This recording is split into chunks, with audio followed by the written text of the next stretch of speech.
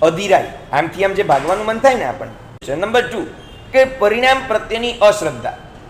આ બે વસ્તુ એવી છે કે જે આપણને શું લાગે તો કે ઘણી બધી પ્રવૃત્તિ કરવાનું અંદરથી મન કરાવ્યા જ કરે, અને જ્યાં સુધી તમે એક જગ્યાએ 2 કલાક 3 કલાક નથી ઠરી શકતા તો ત્યાં સુધી તમારે અનેક શુભ પ્રવૃત્તિમાં પ્રવૃત્ત રહેવું પડે. કારણ કે જો તમે નહીં ઠરો ને એક જગ્યાએ 2 કલાક 3 કલાક તો પાછા મનમાં અશુભ વિચારો આવી જશે.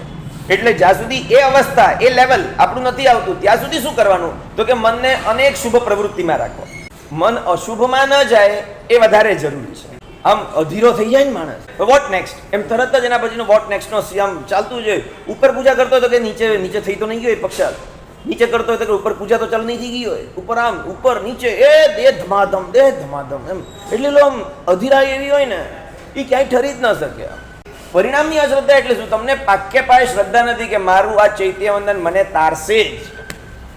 તમને એવી શ્રદ્ધા હોય ને તમારી એક પ્રવૃત્તિમાં તો તમને બીજી પ્રવૃત્તિમાં ભાગાભાગ કરવાનું મન જ ના થાય. તમને તમારા પ્રતિક્રમણ, તમને તમારો નવકારનો જાપ, તમને તમારા પ્રવચનનું શ્રવણ, તમને પ્રવચનના શ્રવણના યોગ ઉપર એવી શ્રદ્ધા હોય કે તમે કે મને પ્રવચન તારશે જ. બીજા ડોક્ટરની દવા લેવા કોણ જાય? ત્રીજા ડોક્ટરની દવા લેવા કોણ જાય? જેને પહેલા ડોક્ટરની દવા ઉપર શ્રદ્ધા નથી. જેને પહેલા ડોક્ટરની દીધેલી દવા ઉપર પૂરેપૂરી શ્રદ્ધા છે.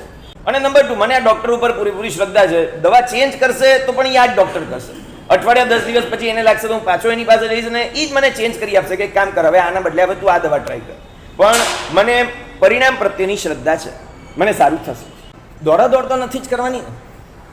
તમે એક જગ્યાએ આપણા ભાવ સ્થિર કરવાના છે. વિતરાગ પરમાત્માના ગુણો આપણામાં કેમ આવે એના માટેનો પ્રયાસ કરવાનો છે. વિતરાગતાના ગુણો ત્યારે ગાવાના છે. આ બધી અવસ્થા, આ બધી ભાવના એ વખતે આપણી હોવી જ જોઈએ. નો ડાઉટ આપણને એવી ભાવના થાય કે આપણે ચલો બધો લાભ લઈએ, બધું આપણે કરીએ, પણ એ મનના પરિણામના ભોગે નહીં. એમ તમે કરો પણ મનના પરિણામ આપણા ટકતા હોય તો એક શું કામ 99 યાત્રા કરો. ખાલી આંકડા જ આપણા વધતા જાય કે આપણે કેટલા વખતથી કરીએ અથવા કેટલી જાત્રા કરીએ. એટલે આપણે રોજ જ્યારે આપણી 36 થઈ, હવે આટલી બાકી, કેટલી જાત્રા થઈ, એટલે જેના ફોન આવે ને એ લોકો પણ એ જ પૂછે કેટલી થઈ. કોઈ એવું તો પૂછતું જ નથી કે કેવો આમ આનંદ કેવો આવે છે. દિવસે દિવસે રોજ આમ જાત્રામાં આનંદ વધે છે. આમ 99 કરવા જાવ ને તમારે કોઈકને આમ ફોન આવે સમાચાર, શું પૂછે?